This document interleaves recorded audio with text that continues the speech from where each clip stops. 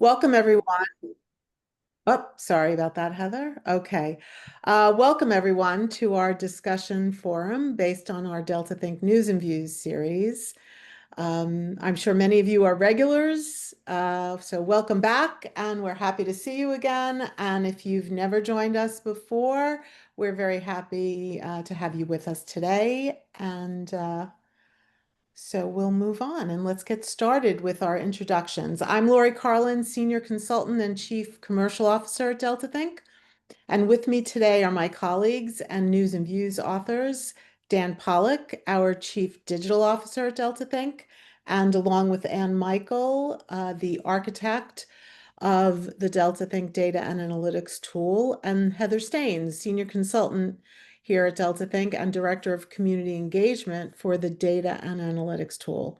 If you've joined us for News and Views forums before, then you know we've designed these forums to be very interactive with lots of questions and participation from all of you. So I hope you're ready for a lively and informal discussion.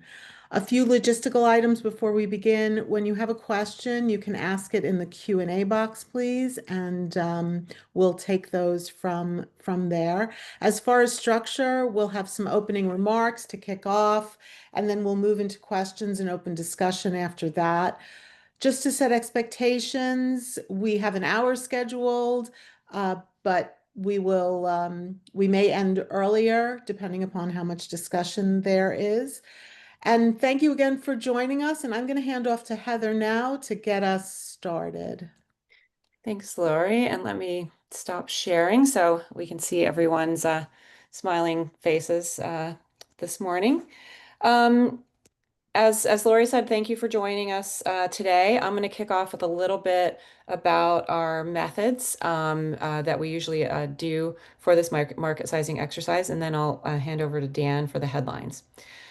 So as always, we give our great thanks to the organizations that participate in our annual survey, which we anonymize and aggregate to inform our estimates. As usual, we'll be sending out more detailed market update analysis to the participants in short order.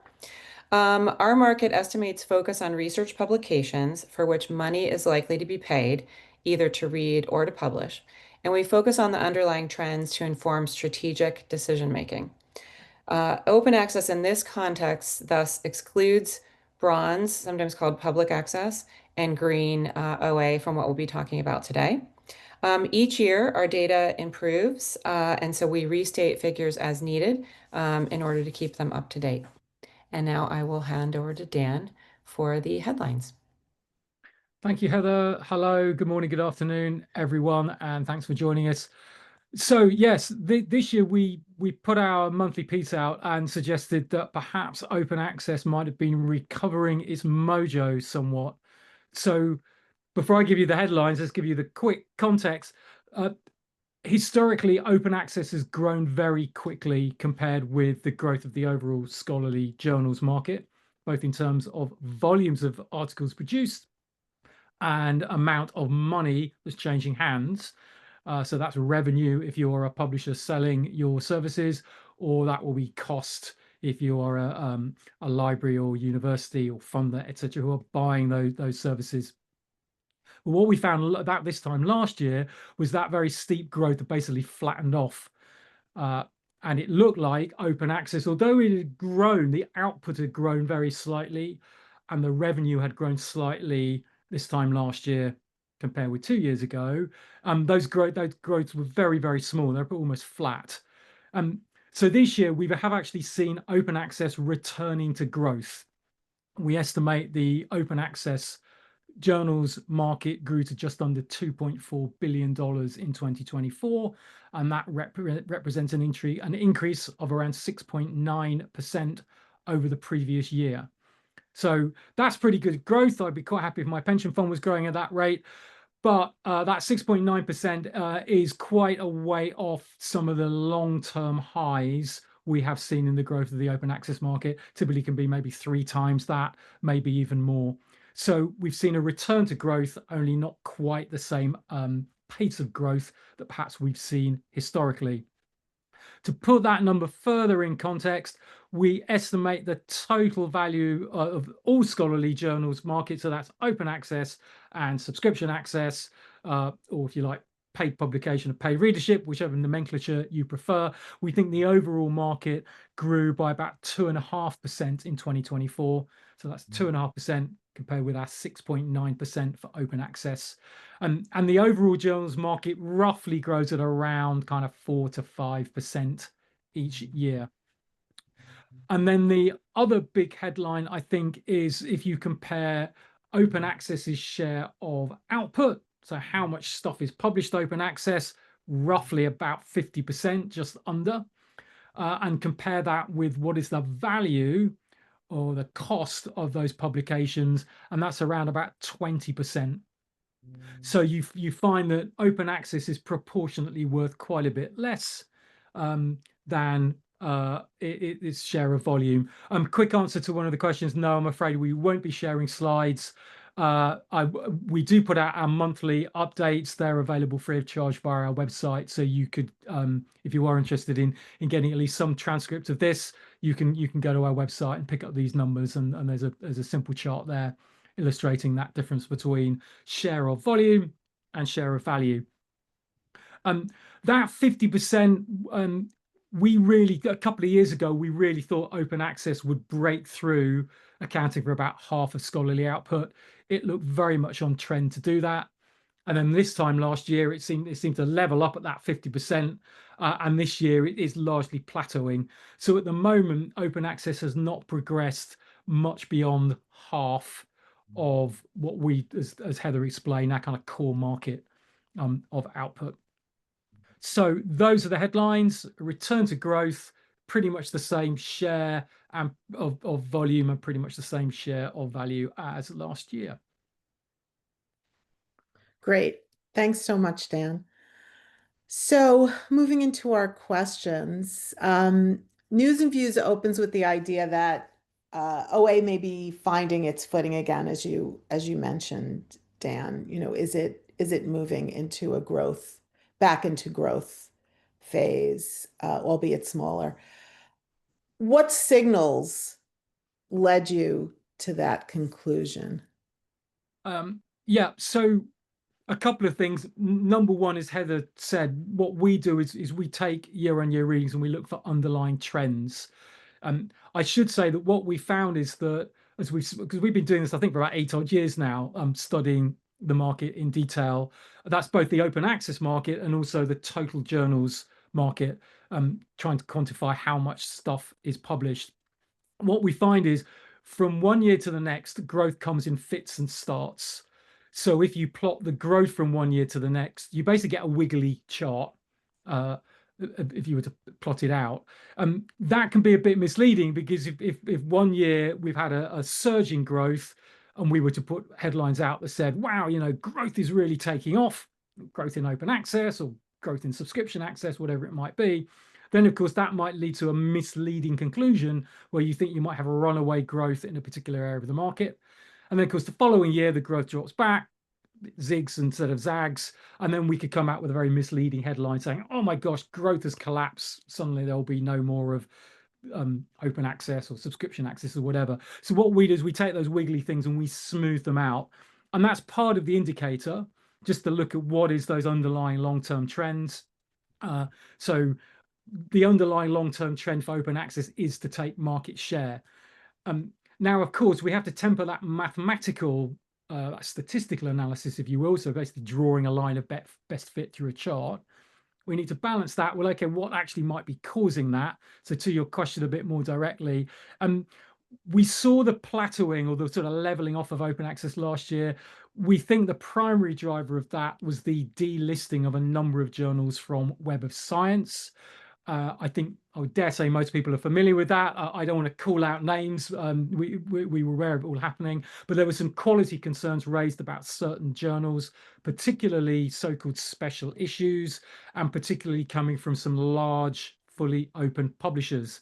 And that led to a collapse in their output, certainly in 2023.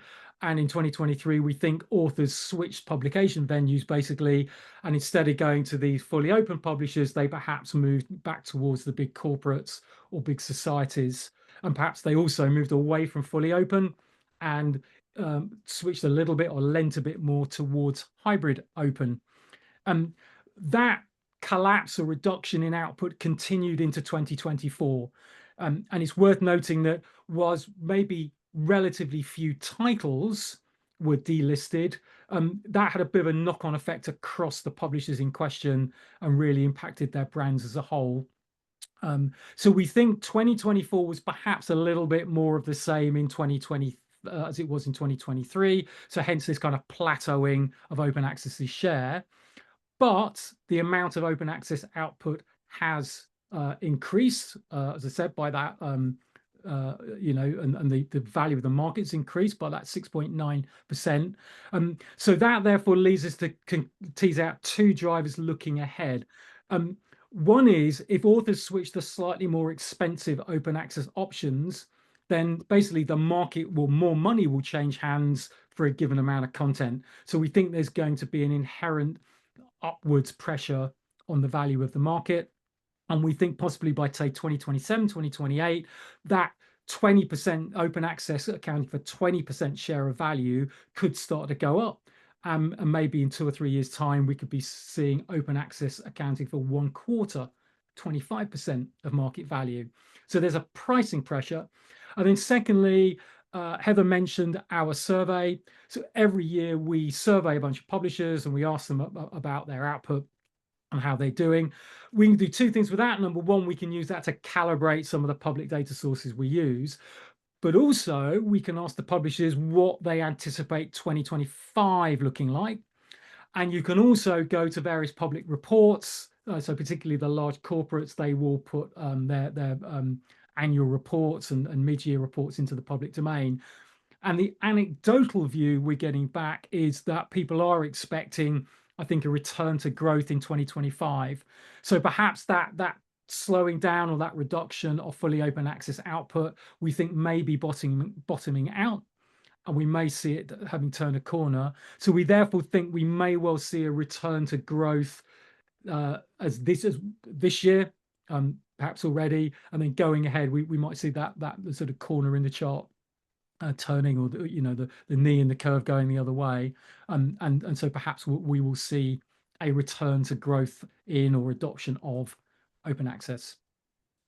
Yeah, I just want to highlight, sorry to jump in there for a second, Laura, I just want to highlight something that Dan was saying. And if you're not familiar with these market size updates that we do, we work with full years of data. So the last year for which we have the full year of data is 2024.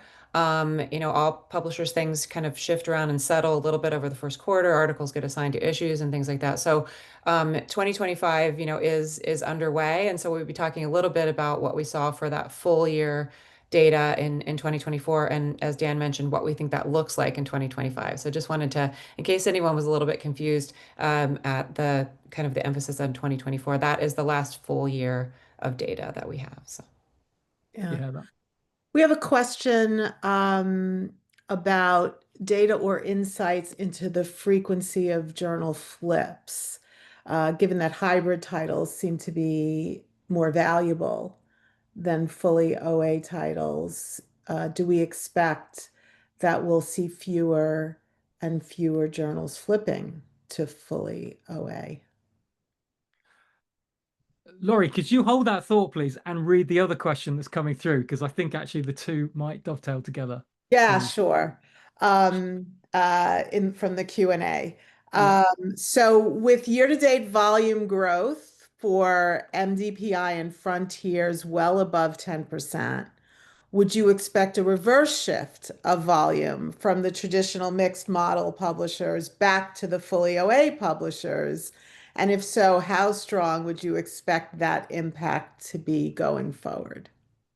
Right. So thank you to the two people that asked those two questions, because they do really sit together well. And this leads to my sort of standard view on this is it's actually quite difficult to make predictions, especially when they're about the future. and particularly in our industry where we do see both pushes and pulls towards and away from different changes. So I think both of these are very insightful questions. Absolutely, if authors are increasingly moving towards other venues, let's say hybrid OA titles, then if you're a publisher looking at all this, you might say, well, absolutely, perhaps we should think twice, or put off flipping a particular journal to a fully open model.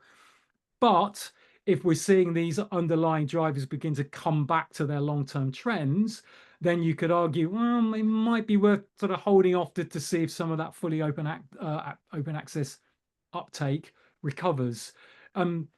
So the short and honest answer is we don't really have any data, or we can't really quantify how much the flips might increase or reduce.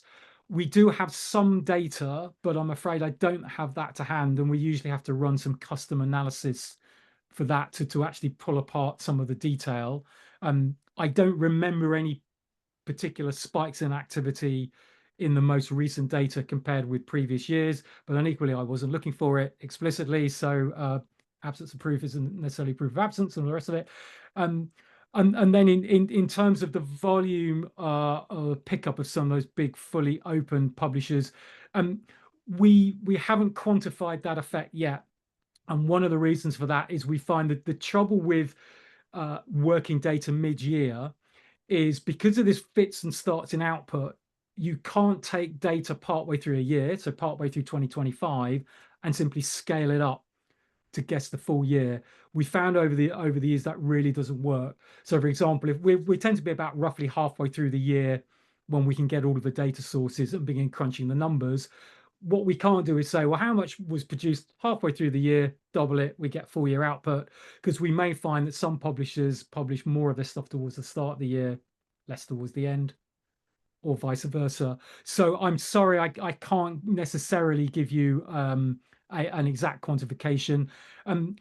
However, what we do inside of the tool is we do take some of these underlying trends and we do take a view on that. And if I quickly call up some of the numbers there, I'll try and get you a sort of sense of where we think that's going. So in terms of picking up market share, I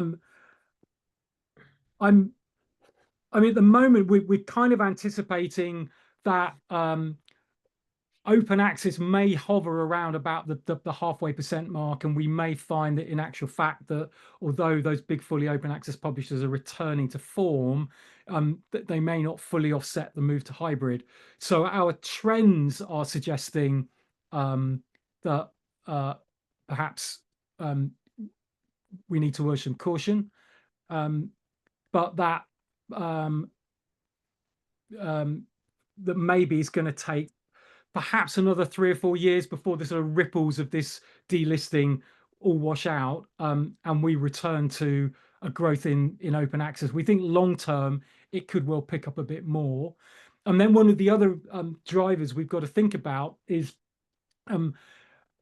in the past sort of 20 or so years, we've seen a real push towards open access, particularly fully open access, driven by certain funders. So think Coalition S and Plan S. Think, say, in the UK, you've got GIST that tended to have been driving hybrid, and you have some of the really big funders, such as, I don't know, the Wellcome Trust, for example. Others are available, really pushing towards that fully open output.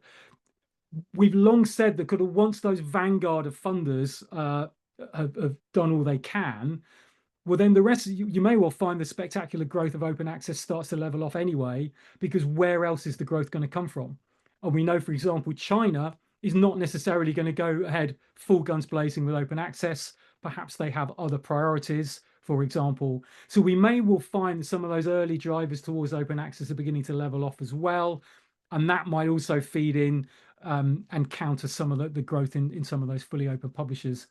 So I'm getting slightly waffly here because things are slightly complicated, but I hope that makes sense. And then on the China side of things, I mean, Heather, I think you've got some insights into that. Yeah, we obviously, China is the top of everyone's mind. We're talking to publishers number one, in terms of submissions, if not, while it's not number one in acceptances, yet. I just came back from Frankfurt Book Fair last week. Lori and I were over there, and they had a half day. There was a half day program on China and an update at the STM meeting. And there is a lot of activity going on, a lot of pressure on Chinese researchers to make sure that they're not publishing exclusively in international journals. A whole slew of new, Chinese journals beginning, and I think some folks said that researchers were going to have to, cap out at 30% in what they published outside of the country.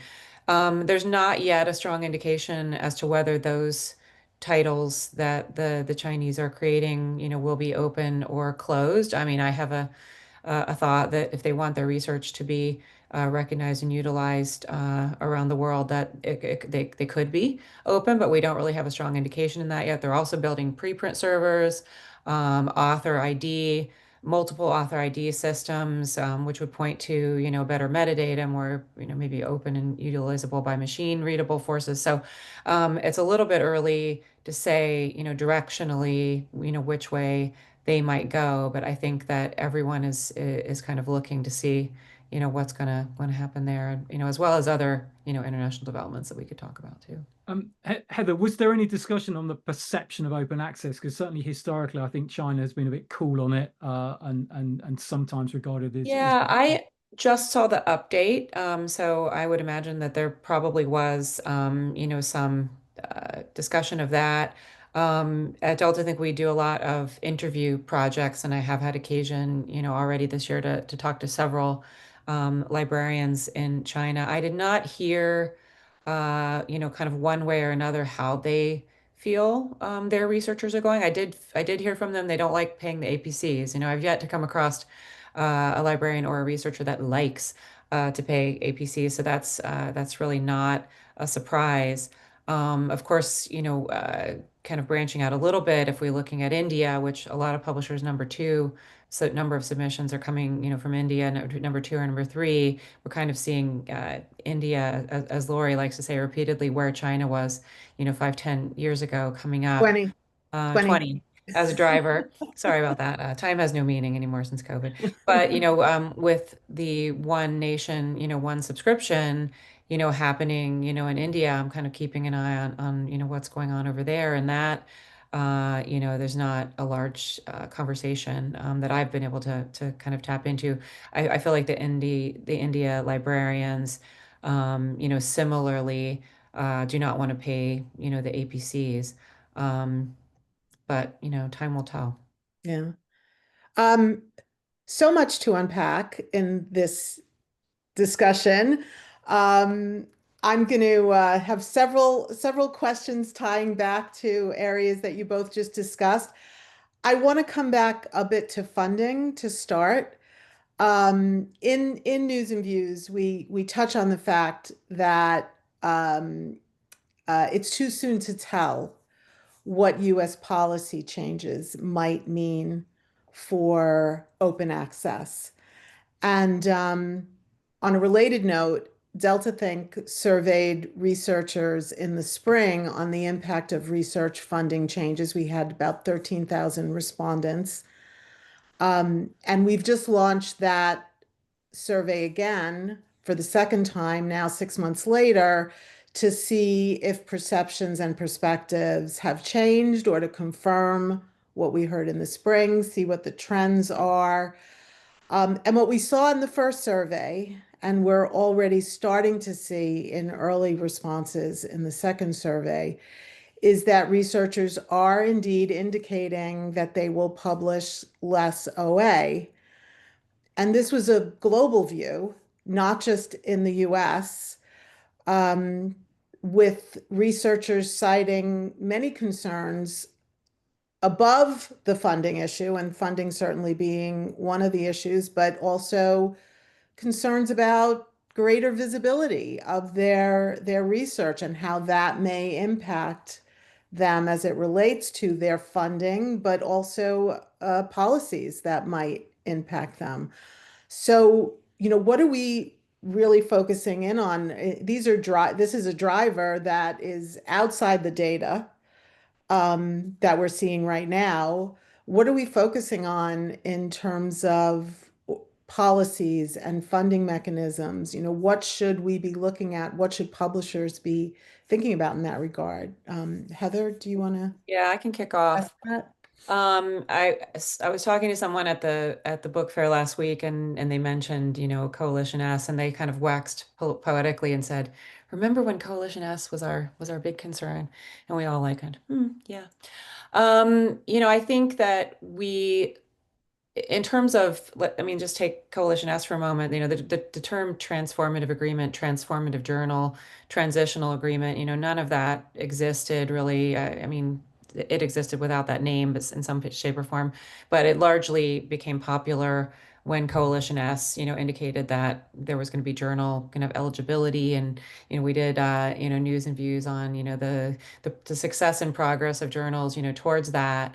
And there have been predictions that these agreements, which some I think rightly or wrongly may have termed like the next kind of big deal, continue, even though Coalition S has said, we're not gonna, we're not gonna require that anymore. There's no such thing as a transformative journal.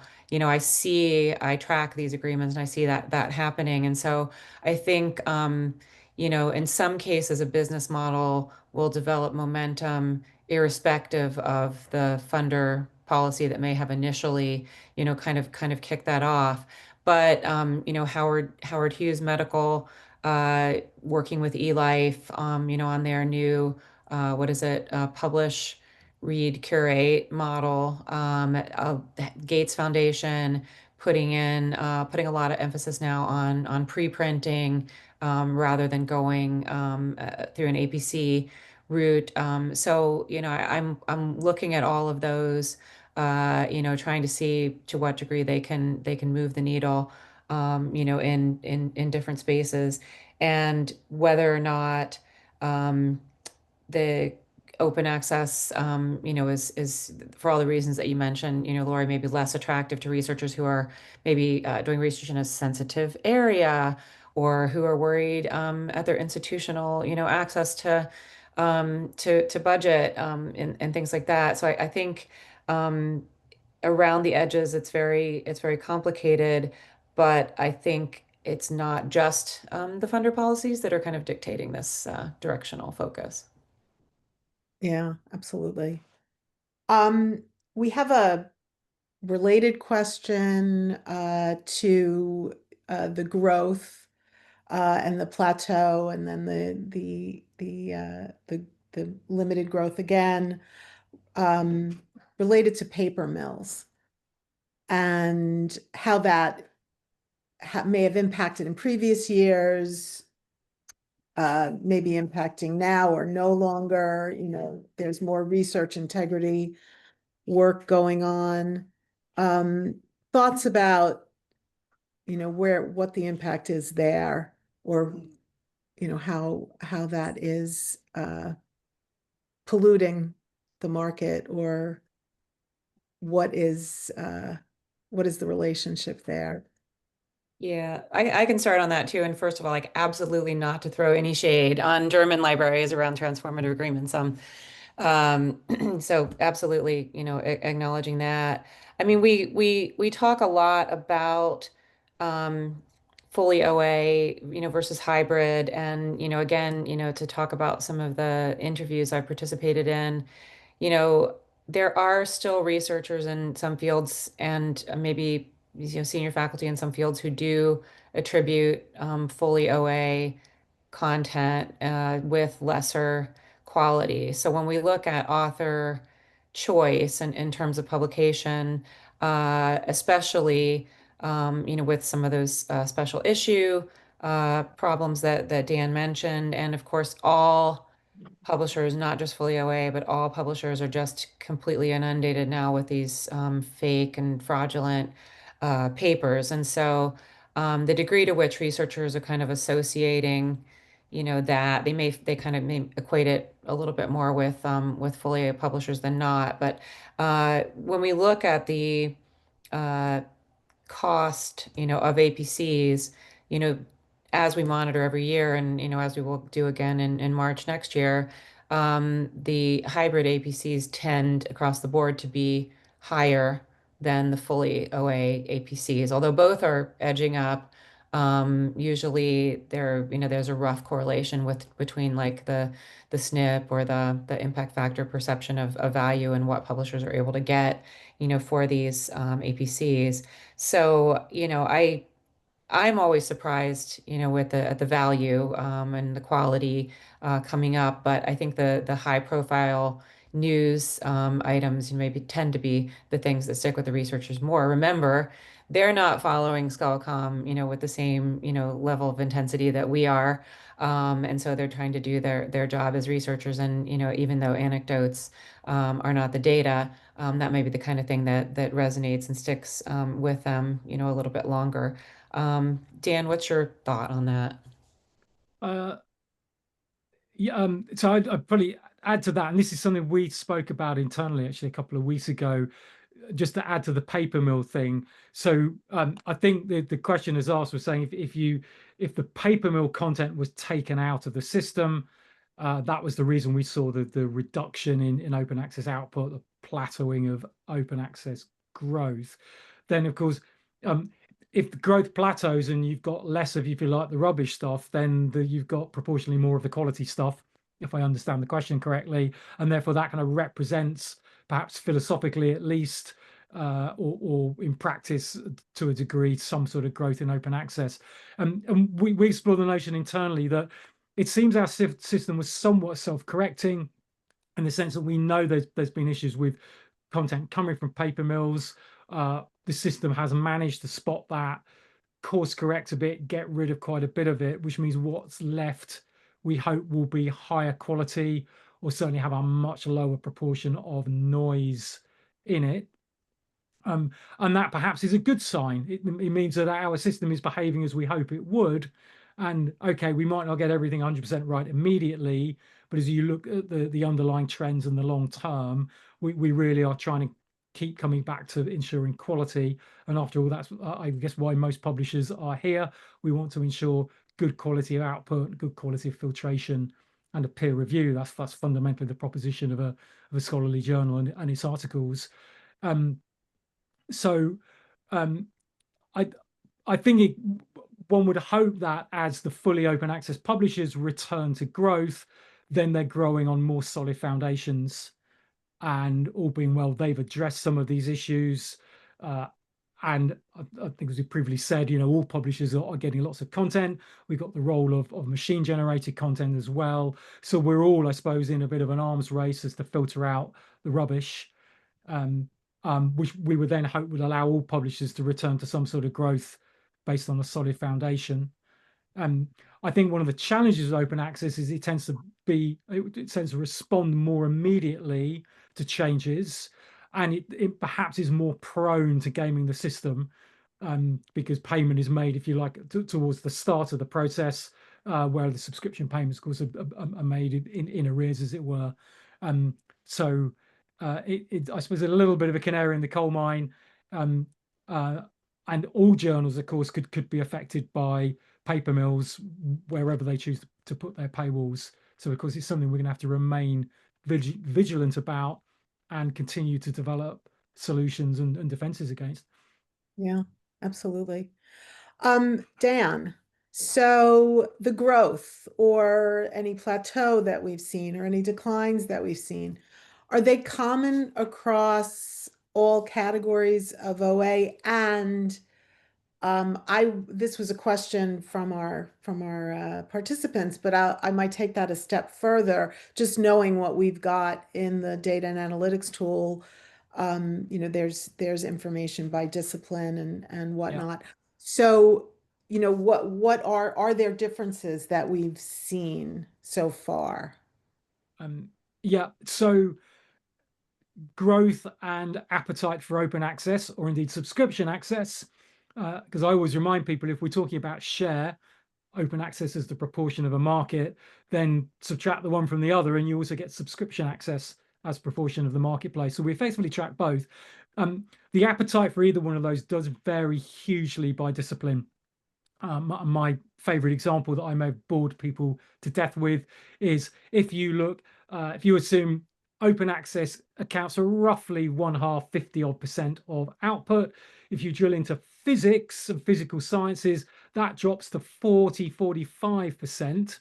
A slight variation. But then if you drill apart physics and compare, let's suppose, high energy physics with condensed matter physics, high energy physics, we're looking at about 85, 90% of output in that discipline is open access, and most of that is fully open output. Compare that with condensed matter physics, and roughly 15%, 15% of condensed matter output is open access, split roughly evenly between fully open and hybrid open.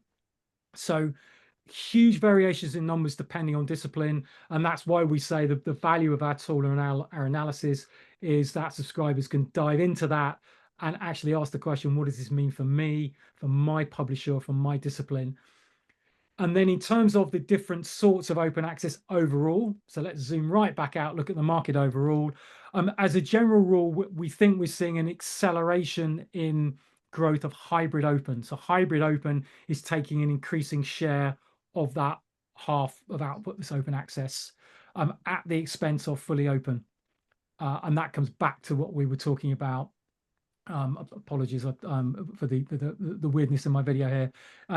But going back to what we were talking about, if we have seen this delisting washing through and a reduction in output, the big, especially fully open publishers, then that automatically means fully open output is kind of working backwards a bit, or losing share a bit. Hybrid open is gaining it. Overall, you add the two together and it's plateauing around about half of total output. So yes, it very much does vary depending on the context, the type of access. Bronze open access or public access. So bronze is where articles are made public, but there are no reuse rights. So that, think about the classic sort of Office of Science and Technology Policy, OSTP, think of the classic public access policy in the US. We think that's losing share, and we think that's declining notably. And if the trends carry on, it's going to lose more and more share over time. Again, likely in favor of either open access or subscriptions. And then subscription, the share of output that's subscription access, well, that had been reducing over the years, but that's now plateaued out as well. So the fact that open access is plateauing at about halfway also means non-open access, subscription access, that's plateauing halfway as well. And we actually think that there may be a very slight increase in share of subscription access in the next couple of years, a very slight decrease in the share of open access in the next couple of years. We are talking 1 or 2 percentage points here. So frankly, that's probably within the margin of error or noise. But it does make I think make the point that there's no one massively dominant business model in terms of share of output. And as we said before, share of revenue, share of value, it is slightly different. That's where subscription tends to dominate. Yeah, and I think we look forward to digging in a little bit more in subject areas. I mean, these numbers, folks, are hot off the press. Dan disappears with heavily assisted by our colleague Meg White, who's in the audience today. Heads down, looking at the survey data that comes back and putting these together. So we will have some follow-on, news and views in coming months. Looking into some of these questions. I'm always curious, for example, to see what the humanities and social science, uptake, and whether that is continuing to grow. And I do think that, with some, back to the business models point of it, with some announcements like Royal Society of Chemistry saying that they didn't see there being one business model, even for them, that was going to successfully fit, all regions. I'm kind of curious to see when we're sitting here a year from now what new business models are coming out and how those are coming on. And actually, Heather, I mean, that's a good point, and maybe something we can dig into for further analysis. Historically, as we've said, different disciplines have different levels of appetite for open access. So typically, humanities tends to make lower use of it, perhaps than, let's say, biomedicine. But we've noticed that historically, share of open access has been growing over time, regardless of the discipline. it might be growing from a smaller level or a larger level, but it's always growing. So I think an analysis would be worth our doing this year, maybe perhaps the next month, would be just to see if that trend is still the same, or if in actual fact we're seeing the adoption of open access beginning to plateau or maybe even go backwards in certain disciplines. So yeah, absolutely. I look forward to digging into the data there, and maybe we can produce a piece highlighting some of the outliers or exceptions, as they're always the interesting ones. And we don't want our colleagues in humanities to feel left out. Yeah. Absolutely. I want to bring in a little bit of the library perspective into our conversation today. So, many libraries may be rethinking their OA funding strategies, or even beyond the library, the institution overall. So, from what you've seen, are library investments moving more towards their hybrid agreements or direct OA support? Um, what about the library publisher agreements, their read and publish deals? How is this influencing the market? What direction do we think these are going in? Heather, do you want to kick us off on that topic? Yeah, happy to, and I'll channel what Dan's probably going to say is we don't track, this specific data, but we're in conversations with many libraries and at many levels and globally, on this topic, and there's no increase in money that's coming to libraries. It's very rare, that I hear of any increase. Usually it's flat or more commonly, cuts, and in many cases, absolutely drastic cuts. I think support for OA depends on the individual library, university, consortia, culture that's coming from. And I do hear, continuing support for OA initiatives like supporting DOAJ, supporting, different types of open infrastructure, universities that have invested in having, open source, repository publishing programs, and the like. But when it comes to, APC funding, that's just not, I'm not hearing that that's a growth area for universities. I did mention, that I do see read and publish agreements that are getting renewed. Talking to many librarians, what they hope to do is to be able to alter, some of those agreements and maybe have them focus more on the read part than the publish part, if their institution, tends to be less research intensive, or to shift the deal itself to cover a smaller subset, of journals. And I do hear that that's happening. So if you're a librarian here and you feel that, maybe you're not able to, renegotiate some of those, I know libraries are, so talk to colleagues, talk to folks when you interact with them. I do feel like libraries are still enthusiastic about underlying, the premise of open access, and believe that it's a good driver. We saw faculty members, particularly in humanities and social sciences, in some areas that were less familiar with open access publishing, learn, during the pandemic, the value of having, open content. So I don't see, the philosophical support changing, but the real world issues, around budget, are going to get worse. Sometimes in terms of, subscribe to open conversations, folks will say, how many of these can libraries tend to support, and is it a small subset of libraries that are going to, continue to support all of them? And if content is open, will some of those agreements, not be, renewed? I don't think we've seen that, any of that, kind of happening yet. Still strong support for that model. But the hard, bottom line numbers are really going to tell the tale at the end of the day. Yeah, makes sense. One small thing to add to that, in terms of these mixed model agreements, read and publish and read. We don't have any data on this, but I do wonder if we found authors have moved away from fully open publishers and have moved towards particularly big corporates. The big corporates are reporting that they've seen very, very strong increase in their open access content. Well, of course, big corporates being big are, I would suggest, more likely to have these big deals, these read and publish or publish and read deals in place. So of course, if you have an author that might have gone to a different publisher, come to you from the same university, those authors may increasingly be caught by these big agreements. So it'd be interesting to find out, possibly anecdotally, if we're finding that the open access part of these mix and model deals has seen a bit of an uplift as authors have come in or increasingly using them. And that's important because I think that will be a measure of success. If you go to the lengths of negotiating one low price for all of this stuff, you want to see the relative uptake of the two sides of the offering.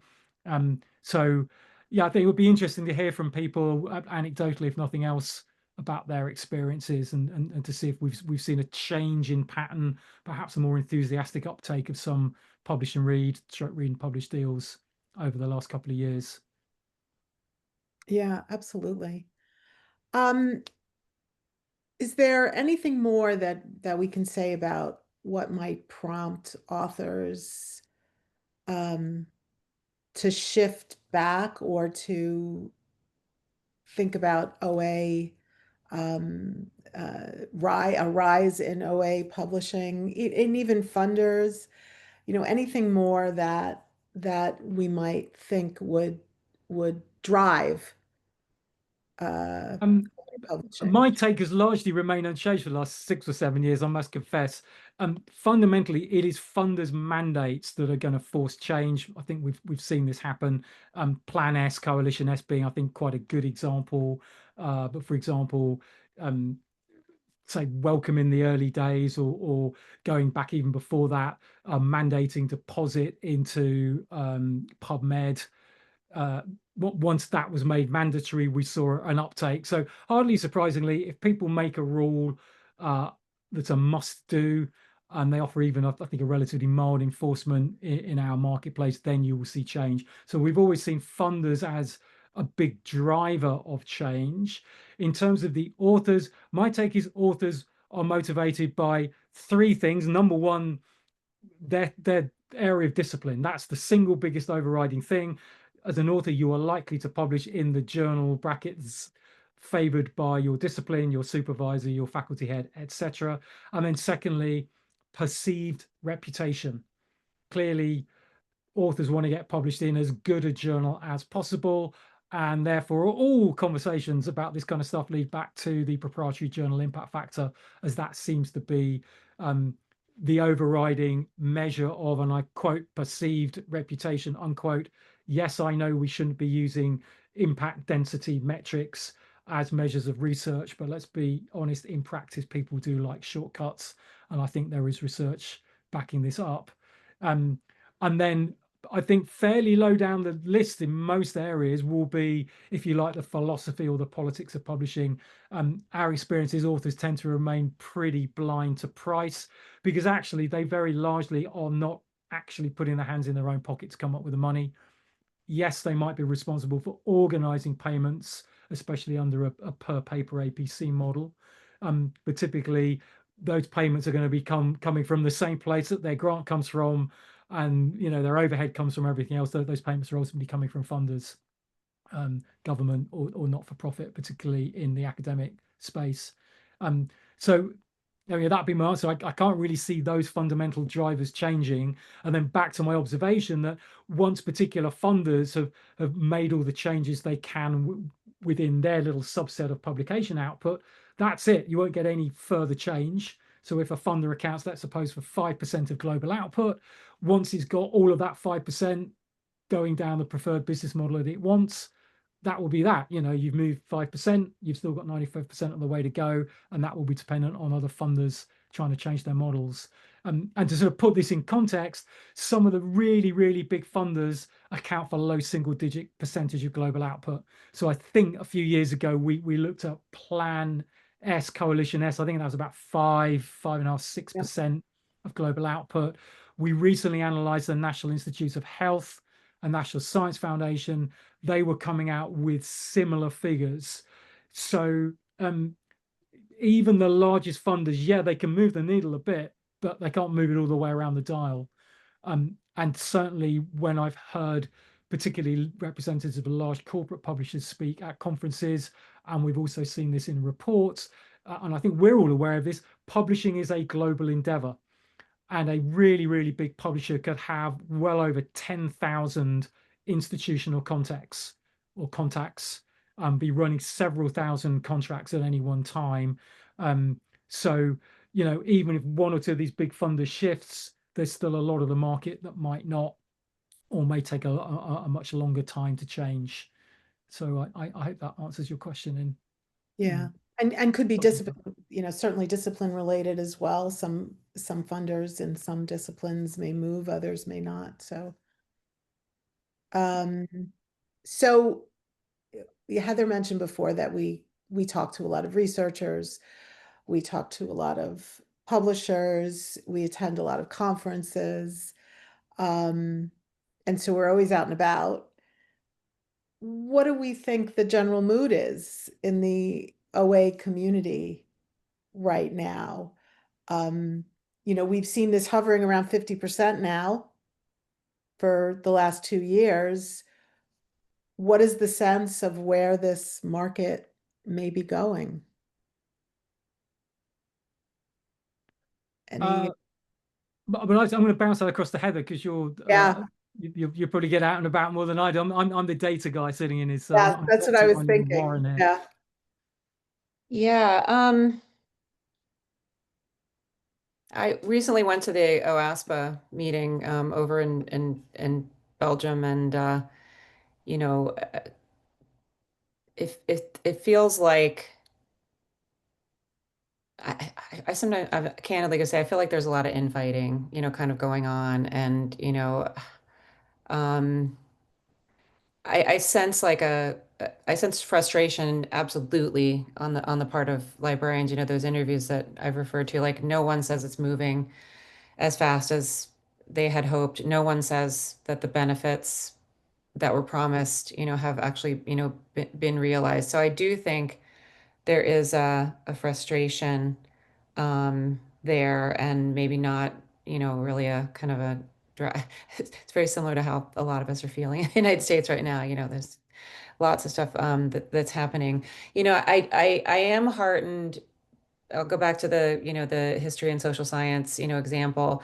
I had friends from graduate school who thought if a publisher contacted you and wanted money to publish your article, that automatically meant that they were a bad actor, that they were predatory. And the growth of awareness and support in humanities and social sciences really gives me hope and heartens me for the future. Now, those are typically areas where there's less funding, for that, but perhaps, Diamond and other models and Subscribe to Open that do tend to be more popular on the society side and social science side. So I do think, there are areas where maybe there's more optimism expressed than not, but it's hard to see when you're in the middle of a evolutionary process what's actually happening, because you can only kind of look a certain amount back and a certain amount forward. So I think when the history of all this is written, it'll look completely different than how we feel it is today.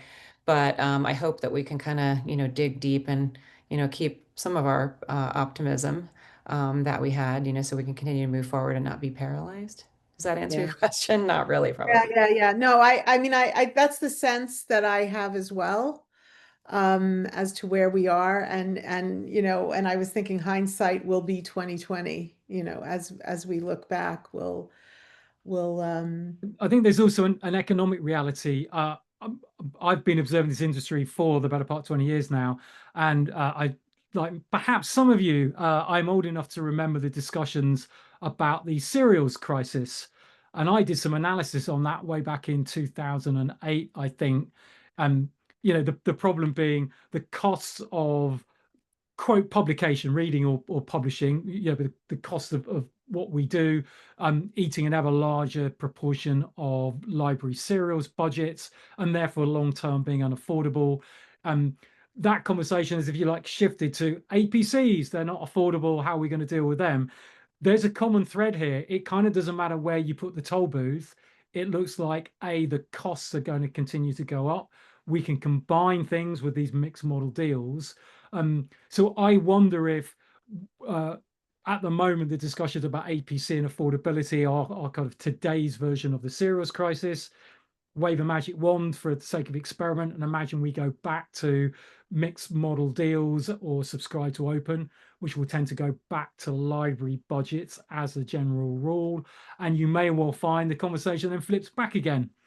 And we'll be talking about maybe not the cereals crisis, but a similar sort of challenge with budgets being cut, libraries expected to somehow step up and meet them. I'm finding that's getting very, very difficult, and then again having to work with faculty. So in some ways, it's very hard to escape economic gravity in all of this.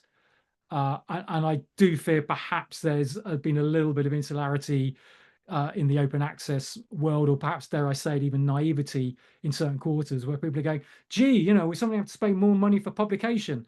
Well, that's probably a sign of success, isn't it? If you're using more and more of a particular business model, then yep, you would expect the costs of you pay towards that business model to increase. So I guess be careful what you wish for would be the takeaway from all this. Yeah. I think we still hear about the cereals crisis. Still comes up in regular discussion. So last minute or so, any future view, Dan, 5 years from now, what might we be seeing? Oh, where do I see myself being in 5 years' time? A classic interview question. I mean, I don't know. We try to look for these breadcrumbs in the data. As I said, I think long term, open access will go back to taking share. My guess is we'll find it will start to take an increasing share of revenue. That's the sticky bit. This sort of 50% of output versus 20% of share of value. I wonder if that will start to move upwards. That would be my prediction. And but in fact, I will make one further prediction. I'm bound to be wrong when we look back on this in a few years' time.